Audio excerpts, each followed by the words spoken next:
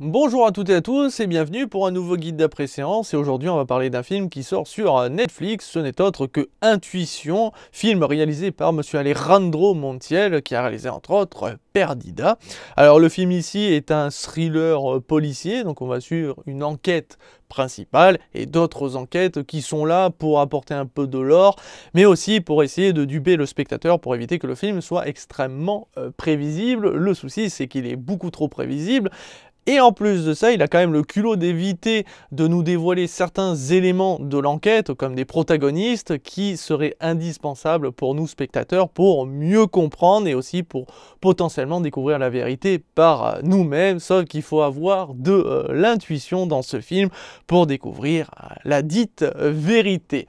Alors il faut savoir que les premières minutes du film sont extrêmement intéressantes, que ça soit esthétiquement, que ça soit au niveau de la réalisation, mais surtout au niveau du scénario, puisqu'on va suivre une enquête qui retrace un tueur en série qui tue des jeunes demoiselles.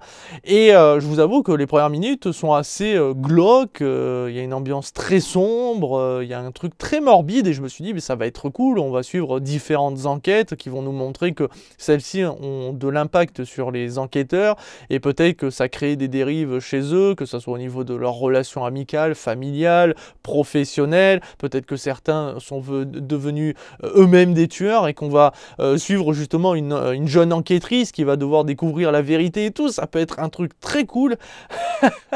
Non, non, non, c'est juste une histoire banale de vengeance, de famille qui veut se venger et une enquête totalement inintéressante sur une jeune fille qui est morte poignardée, et quand on va découvrir la vérité, on va se rendre compte que tout est comme le reste, une histoire de vengeance. C'est triste, mais en gros voilà, c'est l'histoire, c'est la vérité, mais le souci c'est que comme tout le monde ment, comment découvrir cette vérité? Voilà, et c'est pas intéressant. Malheureusement, vraiment, il n'y a que les premières minutes où j'étais vraiment en mode oh, putain, ça va être génial. Et puis après, je me suis dit, mais c'est nul, c'est long, très très long, sachant que le film dure quand même 2 heures de rien, de pas grand chose. Pourtant, les acteurs sont plutôt tous très bons. Le jeu d'acteur est même plutôt réussi, même si je connais pas les acteurs pour vous dire. Mais voilà, il manque quelque chose pour que le film soit très intéressant. Je pense qu'ils auraient dû réellement partir sur des enquêtes très morbides, très glauques et montrer ce que ça va peser sur le moral des enquêteurs, sur leur vie et tout, ça aurait été plutôt cool, mais non, on est parti sur un truc vraiment trop basique, et ce qui fait que quand on va découvrir la vérité, ben, on est plutôt déçu, sachant qu'on va se dire, mais attends, mais le film a le culot de nous cacher certains protagonistes, puisqu'il y a un personnage qui arrive vraiment qu'à la fin du film, on le voit que quelques secondes, et quand on va dévoiler son identité, on fait ben ouais, mais si on en avait parlé avant, ça aurait été quand même plutôt cool pour nous en tant que spectateurs. Je veux dire, il aurait pu très bien apparaître au début du film en mode coucou c'est moi, on apprend très rapidement quelle relation il ou elle a avec ce personnage. Et après, on le voit plus pendant tout le film, et quand il apparaît vers la fin, on se dit ah mais oui, on l'a complètement zappé, on l'a vu que quelques secondes, on pensait que c'était un protagoniste secondaire, et en fait non, il était principal à l'enquête, ça aurait été cool, mais non, pas du tout, elle apparaît en mode YOLO comme ça, bonjour, je suis un personnage, je suis important, mais on a délibérément voulu cacher mon existence, comme ça évite que le film soit trop prévisible. Sauf que, bah en fait, si on réfléchit bien, et si on écoute bien, dès le début du film, on sait la vérité. On sait réellement la vérité. On sait si cette personne est coupable ou non.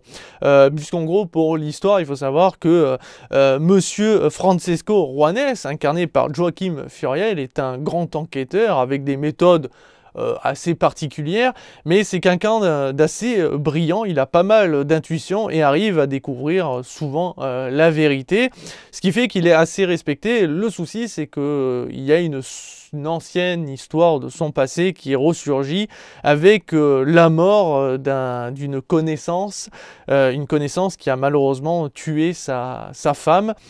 Et cette connaissance est morte, donc il est soupçonné de s'être vengé, donc il va avoir une enquête sur lui, pendant que lui enquête sur le meurtre d'une jeune fille qui a été poignardée, ce qui fait que il y a pas mal d'histoires qui s'entremêlent pour essayer, entre autres, de nous duper.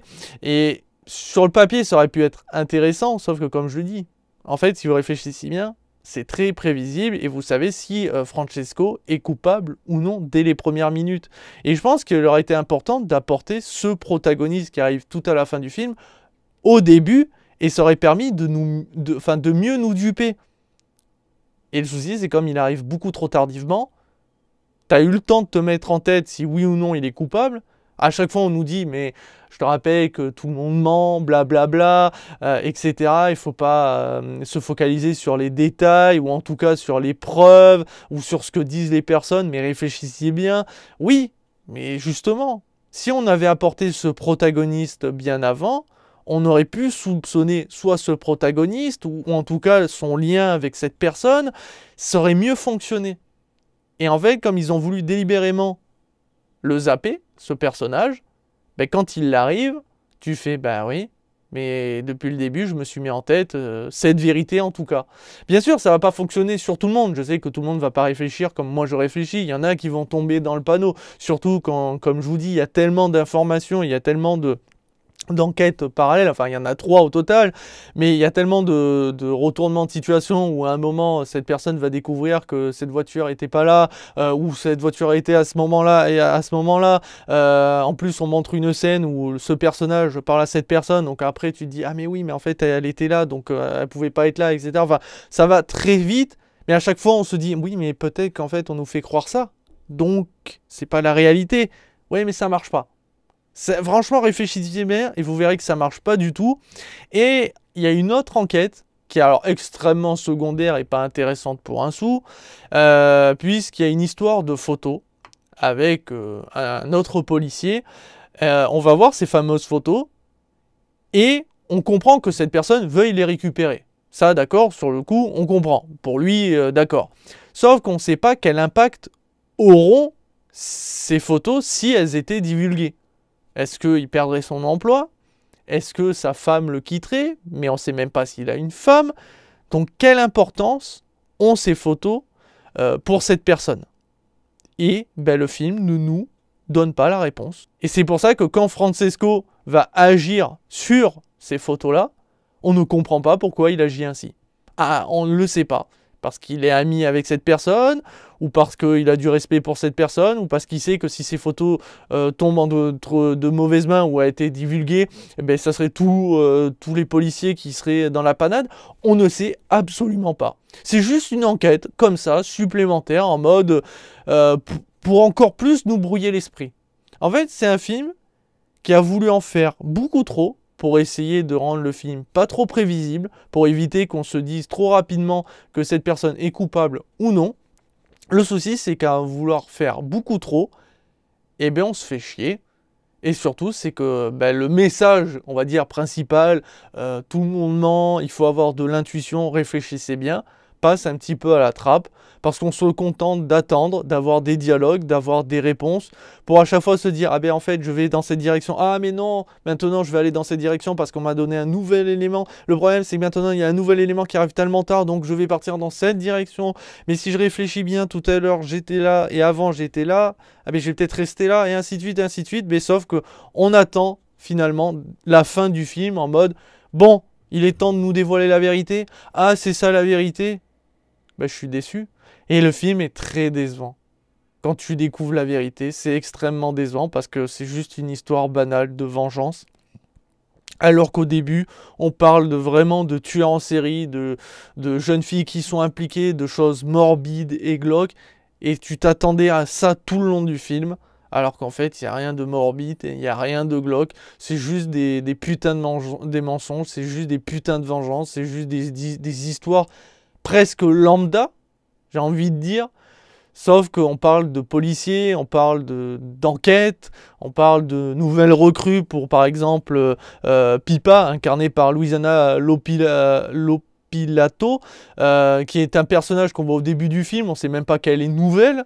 Et bien en fait, si, elle est nouvelle dans la brigade, on le découvre que très tardivement qu'en fait elle était réellement nouvelle, pour on ne sait quelle raison elle est là. Pourquoi elle est dans cette brigade et pas dans une autre? Là aussi, on sait pas. Apparemment, elle est comme ça.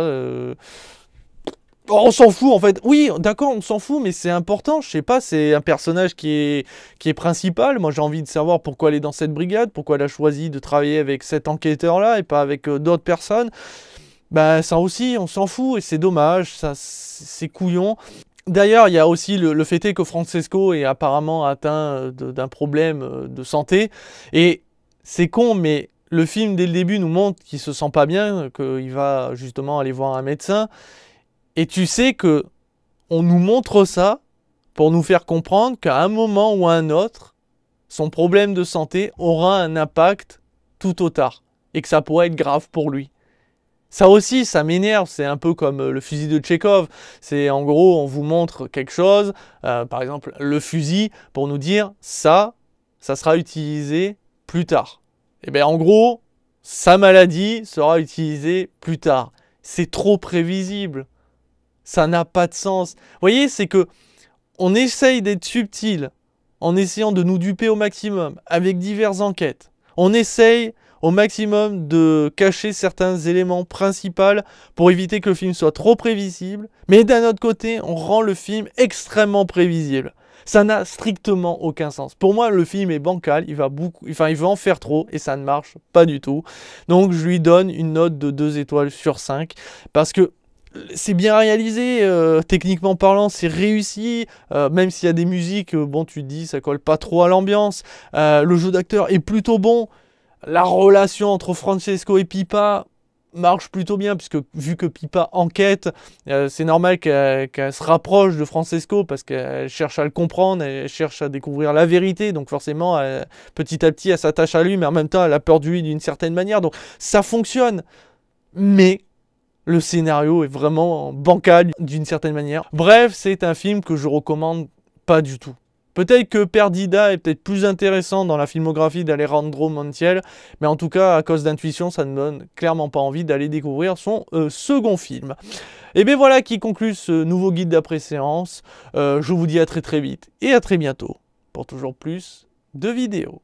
Ciao, ciao.